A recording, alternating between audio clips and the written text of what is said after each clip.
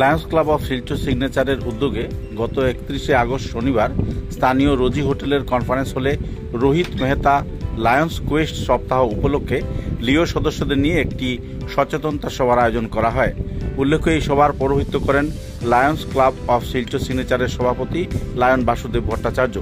এই সচেতনতার সভার প্রধান বক্তা ছিলেন রিজিওনাল জিএলটি কোঅর্ডিনেটর জোন 4 এর লায়ন সুজিত খান্ডেলওয়াল। এছাড়াও রিজিওনাল জিএলটি কোঅর্ডিনেটর জোন 5 এর লায়ন ইস্পিতা দত্ত এবং লায়ন্স কোয়েস্ট অফ বরাক ভ্যালির আঞ্চলিক সমন্বয়কারী লায়ন সর্বসাচী রুদ্রগুপ্ত।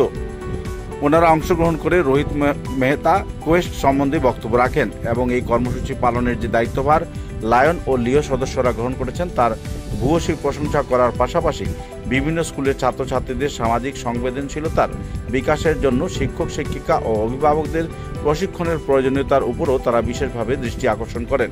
এই সভায় সঞ্চালনা করেন ডিস্ট্রিক্ট লিও সহসভাপতি লিও লায়ন শ্রীময় ভট্টাচার্য।